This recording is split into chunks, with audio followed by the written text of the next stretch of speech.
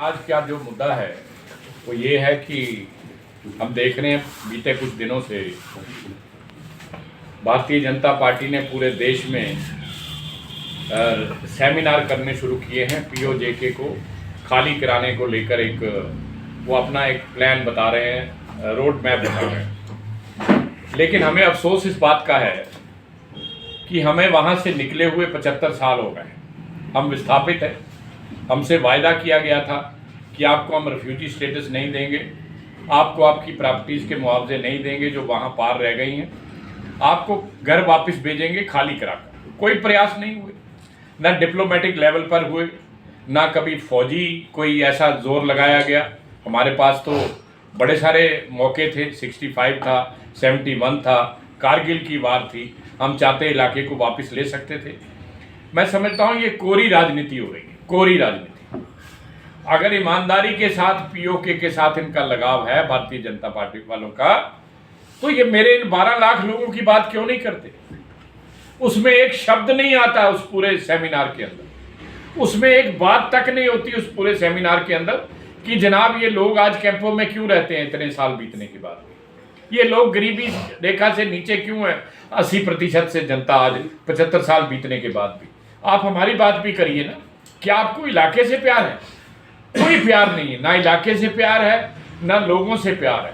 प्यार किस बात का है कि अगले चुनाव को लड़ने के लिए एक मुद्दा चाहिए, और मुद्दा क्या होगा? पीओके। अगर आप पीओके को मुद्दा बनाना चाहते हो, हमें कोई एतराज नहीं, हमारा राजनीति से कोई लेना देना नहीं।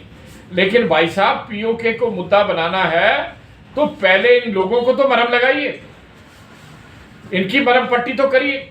ये लोग जख्मी हालत में हैं, बुरी हालत में हैं, और आज इनका गुजारा नहीं हो रहा। ढाबे पर नौकरियां करते हैं, मजदूर हैं, ड्राइवर हैं, क्लीनर हैं। आप किसी रूट पर खड़े हो जाइए, गाड़ी रोकिएगा और ड्राइवर को पूछिएगा आप कौन हो, वो आपको बोलेगा मैं पीओजेके का विस्थापित हूं। 75 साल बीतने के बाद भी इन कामों को कर कर गुजारा हमारे लोग करते हैं, कोई सहायता नहीं है।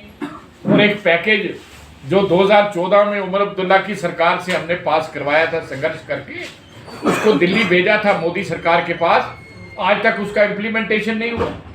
उस पर आप चर्चा नहीं करते, उस पर आप बात नहीं करते।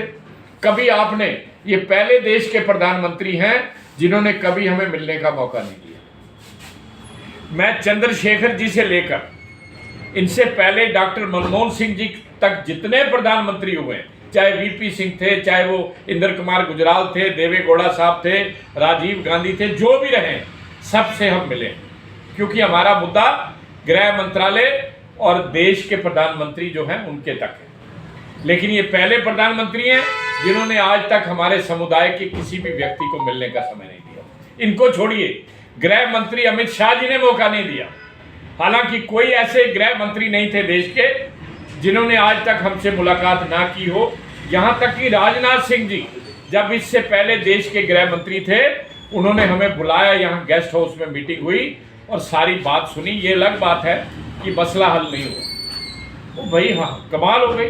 इलाके से आपको रातों रात इतना प्यार हो गया, और जो लोग 12 लाख आज कैंपों में मर रहे हैं बुरी हालत में, उनकी आप बात नहीं करते, उनके पुनर्वास की कोई योजना की बात नहीं करते।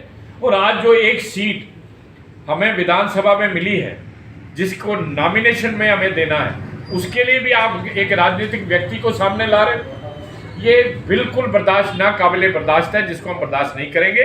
लिहाजा हम आज इस प्रेस कॉन्फ्रेंस के माध्यम से ये कहना चाहते हैं कि भारतीय जनता पार्टी बाज आए और हमारे लोगों के साथ दगा और धोखा करना बंद करे, नहीं तो हम भी एक पैरेलल सेमिनार छेड़ेंगे और लोगों को बताएंगे कि जितने सेमिनार आज तक हुए हैं उसमें अगर आपका एक शब्द भी बोला गया हो तो हम आपसे माफी मांगेंगे।